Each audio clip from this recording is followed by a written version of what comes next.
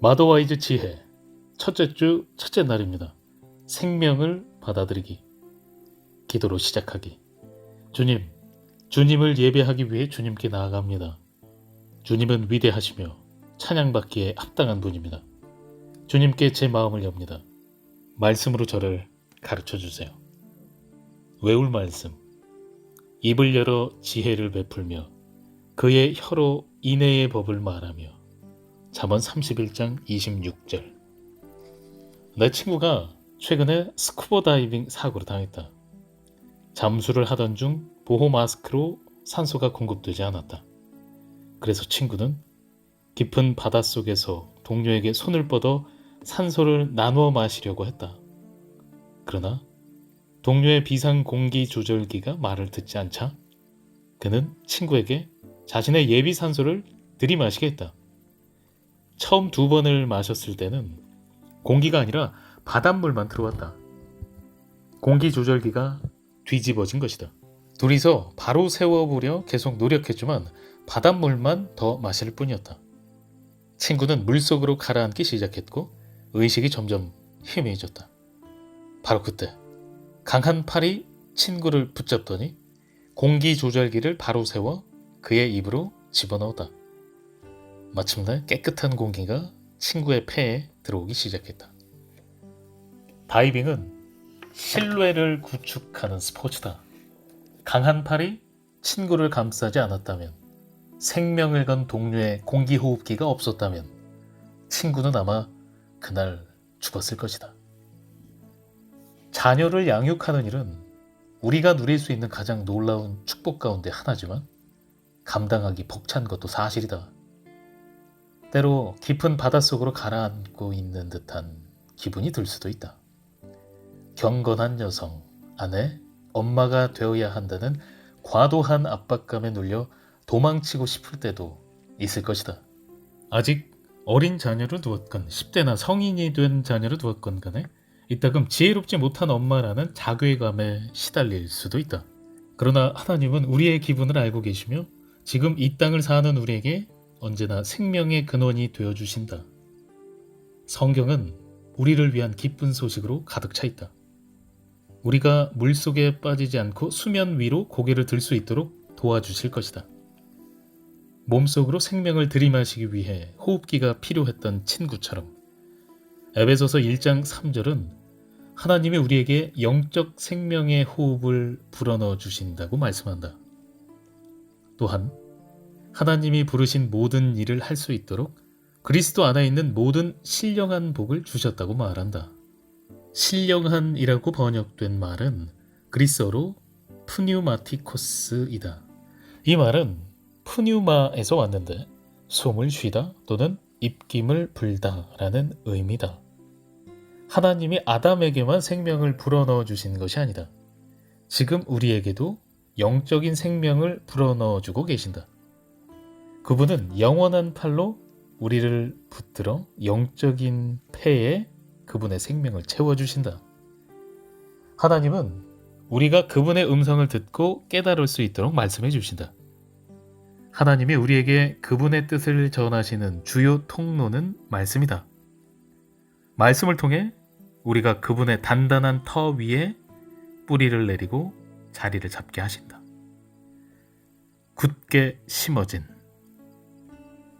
첫 아이를 낳고 엄마가 되었을 때 나는 집 근처 도서관에 가서 자녀 양육에 관한 책들을 부지런히 찾아 읽었다.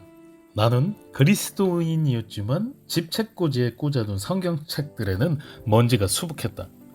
그보다는 최신 육아 전문가들의 조언을 듣고 싶었다. 공책에 열심히 메모하며 모든 양육 방법을 다 기억하려고 노력했다. 하지만 그런 공부는 그리 만족스럽지 못했다.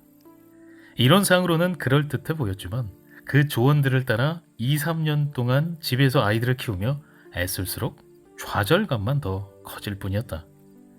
소위 말하는 전문가들은 내 말에 동의하지 않았지만 말이다. 나는 변함없는 진리, 믿고 의지할 힘이 되는 원천이 필요했다.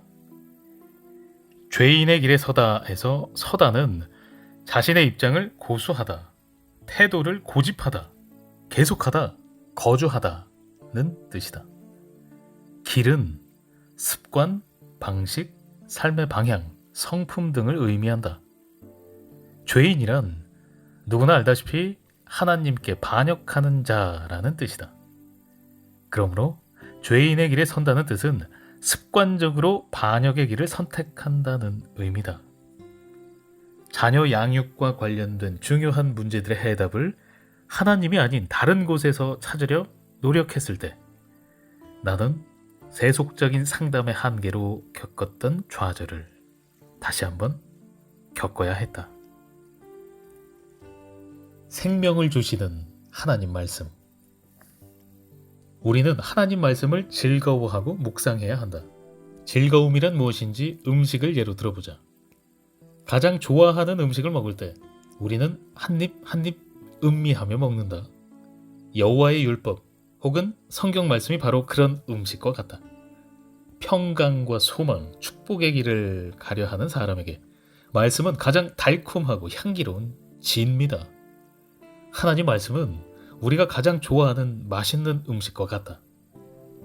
시편 34편 8절은 너희는 여호와의 선하심을 맛보아 알지어다 라고 말씀한다. 성경은 우리가 시냇가에 심은 나무처럼 말씀 공부라는 땅에 자신을 심고 말씀대로 살며 마음과 정신과 영을 자라게 할 때 반드시 열매를 맺게 될 것이라고 약속한다. 성령의 열매는 갈라디아서 5장 22, 23절에 기록되어 있다. 아래 빈칸에 건강한 나무 한 그루를 그려보고 나무 잎사귀에 성령의 열매들을 모두 적어보라. 우리는 남편과 자녀들과 주변 사람들을 위해 성령의 열매를 맺는 여성이 되고 싶다.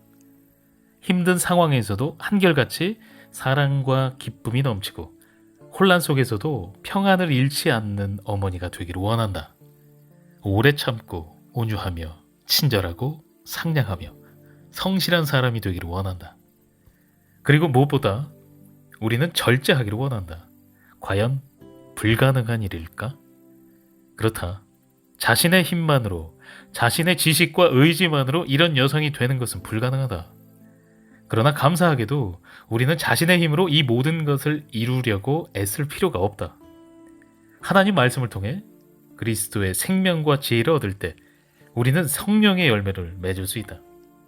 계속 성경을 읽고 공부하고 우리가 매일 만나는 상황 속에서 하나님의 말씀의 인도를 받으며 그 말씀을 생활에 적용할 때 성령의 열매와 같은 경건한 성품들이 점점 더 나타나게 될 것이다. 하나님은 우리를 선택하셨다. 우리를 통해 그분의 지혜, 의, 거룩과 구원을 나타내시려고 우리의 모든 불완전한 모습마저도 선택하셨다. 마더 와이즈를 통해 완벽한 어머니가 되는 10단계와 같은 방법을 배울 수는 없다. 그러나 우리가 하나님께 삶을 내려놓을 때 그분이 우리에게 필요한 지혜와 분별 그리고 통찰력을 주신다는 사실을 깨닫게 될 것이다. 예수님은 우리를 통해 흘러나오는 그분의 생명에 항복하고 자신을 완전히 포기하라고 우리를 부르고 계신다. 그분께로 가겠는가? 그분이 내 안에서 일하시도록 앞으로 8주를 기꺼이 내어드리겠는가? 기도로 마치기. 주님, 제 아이들을 위해 제가 주님의 땅에 굳건히 심어지기를 원합니다. 제게 필요한 지혜를 얻을 수 있도록 주님의 말씀에 깊이 뿌리 내리게 해주세요. 주는 저의 하나님이시니 저는 주님으로부터만 생명을 얻습니다. 저 자신이나 세상의 충고를 의지하지 않기로 결단하며 마음을 열고 주님께 나아갑니다. 예수님의 이름으로 기도합니다. 아멘.